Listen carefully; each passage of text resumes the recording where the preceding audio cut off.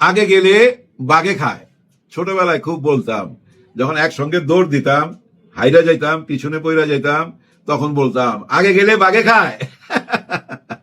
এই কথাটা আমার আজকে সারাদিনই মনে পড়তেছে।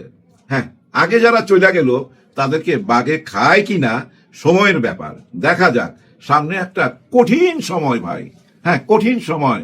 উপরওয়ালার একটা কথা সবাইকে মাইনা নিতে হবে, আল্লাহ যা করে ভালোর জন্য করে। হ্যাঁ, আল্লাহ যা করে ভালোর জন্য করে, উনি যেটা চাইছে সেটাই হয়েছে। এই যে দেখতেছি অনেকে আইসা অনেক রকম অভিযোগ করতেছেন, কেন আমার ভোটটা কম হইলো, 900 ভোটে আমি হাইরা গেছি, আবার ভোট গণনা করতে হবে, আমার এখানে এই প্রবলেম ওই প্রবলেম, ভোট ঠিক মতো হয় নাই। কথা ঠিকই আছে, অনেক জায়গায় অনেক রকম প্রবলেম হয়েছে, কিন্তু মাইনা নিতে হবে। বেশি জায়গায় তো ভালো হয়েছে, ভালো ভোট হয়েছে। বিদেশি যেসব পর্যবেক্ষক আসছিল তারাও বলছে ভালো হয়েছে। আমার মনে হয় একদম গুপ্ত হয়ে যাওয়া উচিত, চুপচাপ হয়ে যাওয়া উচিত, একেবারেই গুপ্ত, কোনো কথাবার্তা নাই, মিডিয়া ফেস করার দরকার নাই, এত ইন্টারভিউ দেওয়ার দরকার নাই। এবং এই যে টক শোতে নিজেদের কোনো প্রতিনিধি পাঠাবেন না, সবাইকে নিষেধ করে দেন, ওনারা একা একা টক শো করুক, সুযোগ করে দেন। 100 দিনের জন্য একদম 2 আঙ্গুল মুখে দিয়া চুপ হয়ে যান, আর আমরা দেখতে থাকি না প্রশাসন কি করে। যে প্রশাসনকে নোবেল জয়ী ডক্টর ইউনূস স্যার ঠিক মতো চালাইতে পারলো না, তো দেখলাম না তো কোনো কিছু ঠিক হইতে। হ্যাঁ দেখছি, একদিন দেখছি অন্তত, নির্বাচনের দিন সকাল থেকে রাত 9টা-10টা পর্যন্ত প্রশাসন সুন্দরভাবে চালায় নিয়ে গেছে। মোট কথা একটা নির্বাচন হয়ে গেছে, সোজা কথা একটা নির্বাচন হয়ে গেছে, পার হয়ে গেছে। অতীতে ফিরত যাওয়া যাবে না, কিন্তু আগেও যাওয়া যাবে না। আগে গেলে বাঘে খাবে। যারা আগে গেছে, জনগণ যাদেরকে আগে দিছে তাদেরকে আগে থাকতে দেন। আগে গেলেই তো সবচেয়ে বড় পাহাড়ের মতো, হ্যাঁ ভাই, হিমালয়ের মতো একটা বড় পাহাড় সামনে, ওই পাহাড়টাকে পাড়ি দিতে হবে, তারপরে সংসদে যাইতে হবে। ভুইলা গেলে হবে হ্যাঁ ভোটের কথা। হ্যাঁ ভোট জয়যুক্ত হয়েছে, বহু ভোটে অর্ধেক মানুষ চায় নাই, না ভোট দিছে, কিন্তু ডবল মানুষ চাইছে হ্যাঁ ভোট। তাদের দাবি তো মাইনা নিতেই হবে।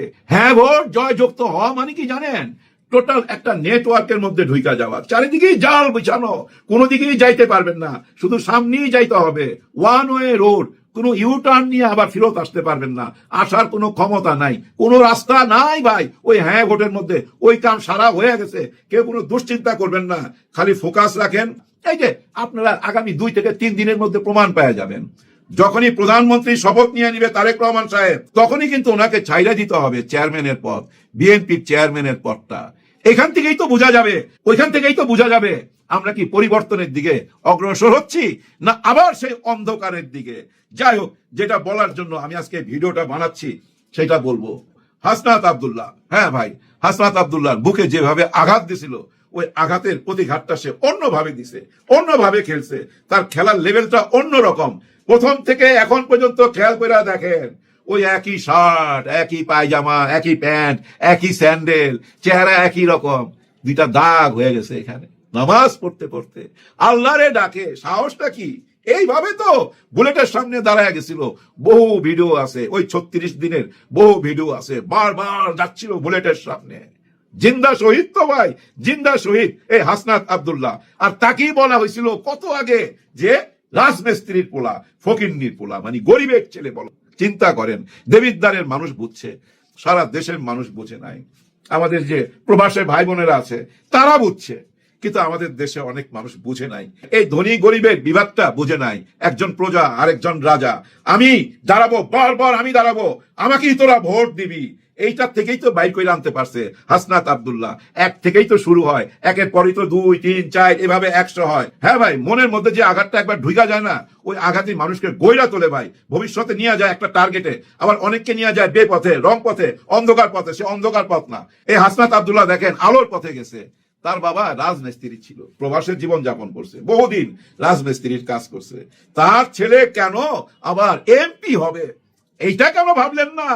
ওই রাজমিস্ত্রির ছেলেকে মাদ্রাসা, স্কুল, কলেজ, ঢাকা বিশ্ববিদ্যালয় পাশ করায়া একজন শিক্ষক বানাইছে।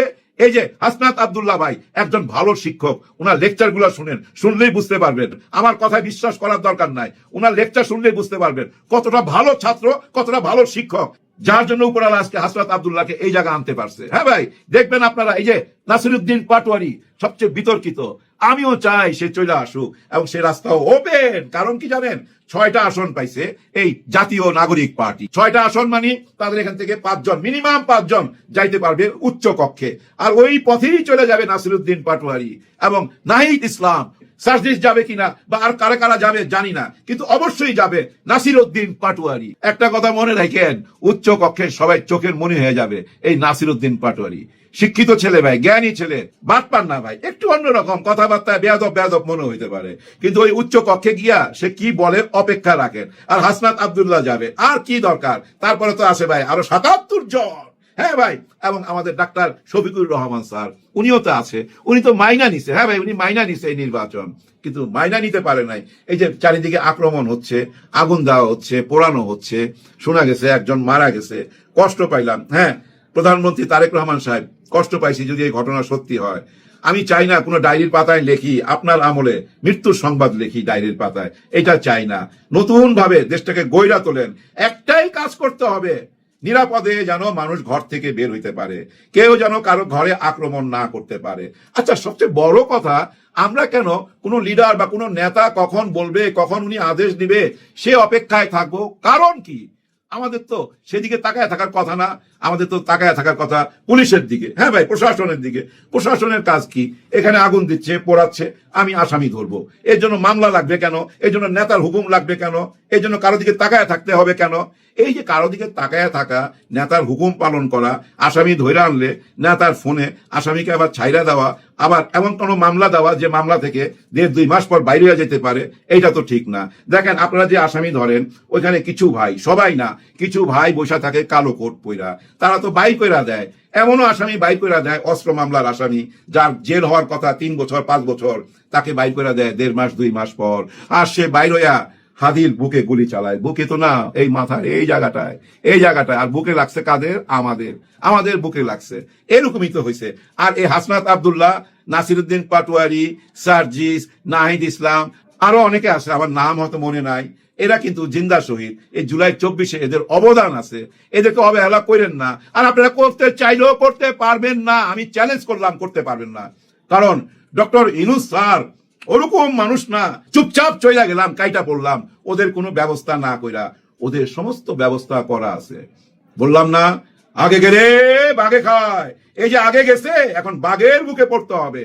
এই যে সামনে যে চ্যালেঞ্জটা, হ্যাঁ না ভোটের, ওই সংসদে ঢুকতে গেলে হ্যাঁ ভোটটা মাইনাই ঢুকতে হবে, এইটাই ব্যবস্থা কইরা রাখা গেছে ডক্টর ইউনূস স্যার। উনি কাঁচা খেলোয়াড় না, সাধারণ খেলোয়াড় না। যাওয়ার আগে কিছু ডিট কইরা গেছে, কিছু দলিলে দস্তখত কইরা গেছে বিদেশের সঙ্গে, এই পোর্ট নিয়া, আরো কিছু ব্যবস্থা নিয়া। যেমন আমেরিকা থেকে আমরা এখানে তুলা আনবো, সুতা আনবো, ওই সুতা ওই তুলা থেকে আমরা এখানে কাপড় বানাবো, সেই কাপড় আবার আমেরিকাতে পাঠাবো।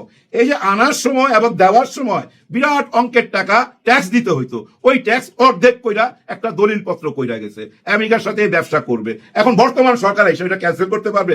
একদম পারবে না। তাহলে রাস্তায় নামা পড়বে এই গার্মেন্টসের যারা মালিক, তারা এবং তাদের কর্মীরা, তাদের সহকর্মীরা, সবাই রাস্তায় নামা পড়বে তো, কারণ এটা তাদের পক্ষে। যেমন আমাদের পোর্ট নিয়ে যা কিছু কইরা গেছে, এই ব্যবস্থার বাইরে আপনি যাইতে পারবেন না। ওইখানে প্রতিদিন শত শত কোটি টাকা চাঁদা হইতো, ওই চাঁদার ব্যবস্থা বন্ধ কইরা গেছে। আপনি কি এটা ওপেন করতে পারবেন? করলে প্রশ্নের মুখে পড়বেন। আর প্রশ্নের মুখে পড়ার জন্য এখানে 11 দল থেকে 77 জন পাহারাদার যাচ্ছে। হ্যাঁ, 77 জন পাহারাদার যাচ্ছে।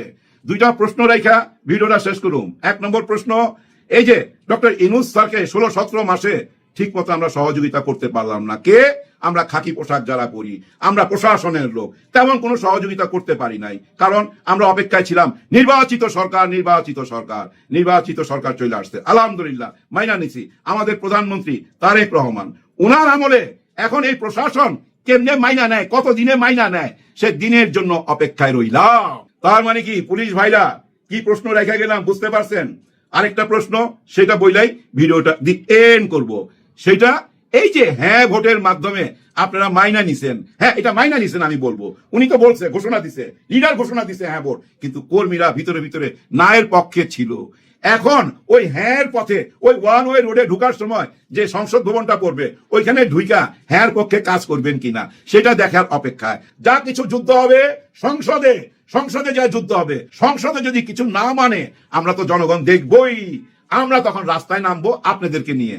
সবার জন্য সবাই দোয়া করবেন, কারোর জন্য বদ দোয়া করেন না ভাই। দেশটার জন্য দোয়া করতে চাই, দেশটা ভালোর পথে যাক, যার হাত ধরেই যাক না কেন ভালোর পথে যাক। আল্লাহ হাফিজ। দাদা ভাই, আপনি বলছেন নির্বাচন হবে না, কিন্তু নির্বাচন তো হইয়া গেল। দূর মেয়ে, আমার কোনো কথাই সত্যি হয় না। এই কথাটা যারা বলেন, আপনারা কি চাইতেন আসলে? নির্বাচনটা না হোক, এই কথিত প্রহসনমূলক নির্বাচন না হোক, ইউনূস আরো অনেকদিন ধরে থাকুক। কেন ইউনূস আপনাদের উপর নিষেধাজ্ঞা তুলে দিয়েছে।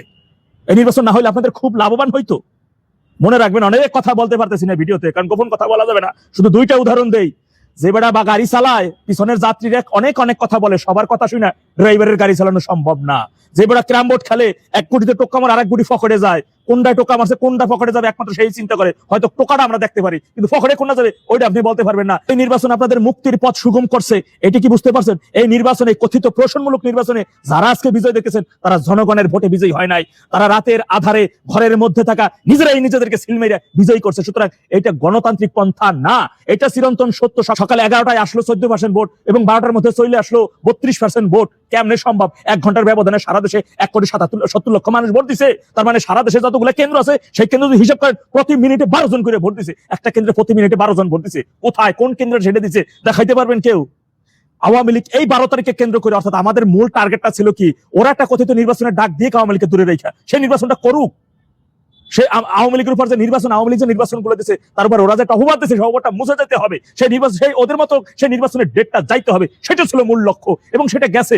আওয়ামী লীগ এই নির্বাচনকে কেন্দ্র করে আওয়ামী লীগ যে কর্মসূচির ডাক দিয়েছে, সেই কর্মসূচি তো শতভাগ সফল হয়েছে। এর মধ্যে থাকেন না ভাই, সেই সফলতাকে কিভাবে এখন আরো দীর্ঘায়ু করা যায়, সেই প্রচেষ্টায় অব্যাহত থাকতে হবে। ছোট্ট একটা উদাহরণ একটু আমি আপনাদের মাঝে তুলে ধরতেছি। আমাদের ইতালির সাবেক রাষ্ট্রদূত সাহেব, তিনি লেখাটা খুব মনের কথাটা লিখেছেন, ভিতরের কথাটা, সেই কথাটি আমি আপনাদের মাঝে উল্লেখ করছি যে আর্মি ব্যারাকে ফেরার জন্য ইলেকশন দরকার ছিল।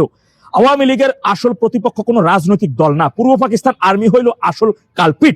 এই আর্মি এখন আর কোনো অজুহাতে বাইরে থাকতে পারবে না। আপাতত দলের পেছনে কেউ দাঁড়াইতেই পারবে না। এইটাই দরকার ছিল লীগের জন্য, এইটাই কনফার্ম করা হয়েছে। আওয়ামী লীগ 1 বছরের মধ্যে ঢাকায় দাপিয়ে বেড়াবে, বাকি কথাটুকু বললাম না। প্রায় $500 বিলিয়ন একটা জায়ান্ট অর্থনীতি চালানো বিএনপি জামাতিদের কাজ না। খুব দ্রুত কলাপস করবে অনেক কিছু, মানুষের জীবনমান নেমে যাবে। আওয়ামী লীগ শুধু কোনো ধরনের সহিংসতা না করে মানুষের পক্ষে কথা বলে গেলেই হবে, বাকিটুকু সময় মতো সময়ই করে দিবে। সুতরাং যে ঋণ রাইখে গেছে, এই ঋণের ঠেলাটা বুঝবেন শুরু হইতে যাইতেছে। একটু সামলাক না ঋণের। আপনার উপর থেকে সর্বশেষ যে নির্বাচনকালীন যেটা বেলেম দিছিল, সেইটা মোসাটাই তো মূল লক্ষ্য ছিল, উদ্দেশ্য ছিল। ইভেন বড় কথা হচ্ছে, আওয়ামী লীগ একটা আন্দোলনের ডাক দিলে জনগণ কি পরিমাণ সারা দিবে কি দিবে না, এই 12 তারিখটাই সেটা আমার রেজাল্টটা বের করা দরকার ছিল।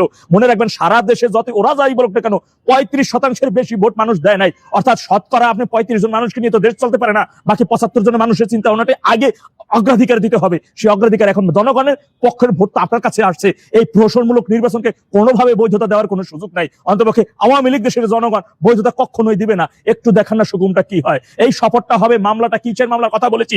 এখন আপনারা মামলা করবেন যে আওয়ামী লীগের উপর যে নিষেধাজ্ঞাগুলো দেওয়া হয়েছে, সেই নিষেধাজ্ঞার বিরুদ্ধে এখন কোর্টে শরণাপন্ন হবেন। কিন্তু আপনারা কিভাবে একজন অনির্বাচিত ক্ষমতা দখল করা ইউনূস সেটা নির্বাচন দিল, ইউনূস অবৈধভাবে ক্ষমতা দখল করলো, এই অবৈধ লোক আবার একটা নির্বাচন দিল, সেই নির্বাচনে আবার একটা সরকার আসলো, জনগণ ভোট দিল না। প্রহসনমূলক নির্বাচনের মাধ্যমে কেউ একজন নির্বাচিত হয়ে শপথ নিল, সরকার চালাই গেল। এত সোজা না সবকিছু। নির্বাচন শেষ, তৎক্ষণাৎ জননেত্রী শেখ হাসিনা কি বার্তা দিয়েছেন? জনগণের ম্যান্ডেট ছাড়া ক্ষমতা দখল করা যায়, কিন্তু টিকে থাকা যায় না। পাতানো নির্বাচনে কেউ ক্ষমতায় এলেও তার ভাগ্য নির্ধারণ করবে আওয়ামী লীগ, এই দেশের জনগণ। সে কতদিন টিকে থাকতে পারবে কি পারবে না, সেটা নির্ধারণ আওয়ামী লীগই করবে। জনগণ আওয়ামী লীগের নেতা করবে, এটা কখনোই মাইনে নিবে না। সুতরাং এখন আর ওই দিকে এত চিন্তা ভাবনা না করে নিজেদের মধ্যে এই বিষয়গুলো একটু অ্যানালাইজ করেন। জনগণের জন্য শুধু কথা বলেন, জনগণের পক্ষে কথা বলেন, মানুষের জন্য কথা বলেন। সংগঠনকে কিভাবে সাংগঠনিকভাবে শক্তিশালী করা যায় সেই চিন্তা করেন। আমার বেশি রকম না গুতাই, যার যেখানে চ্যানেল আওয়ামী লীগের হাইকমান্ডে গুতা দেন যে আওয়ামী লীগের পক্ষ থেকে একজন মুখপাত্র কেন এখন তৈরি হচ্ছে না, যে মুখপাত্রের মাধ্যমে অন্তত আপনারা কথাগুলো জানতে পারবেন, আওয়ামী লীগের দিক নির্দেশনাগুলো আপনারা তৎক্ষণাৎ জানতে পারবেন। আসসালামু আলাইকুম।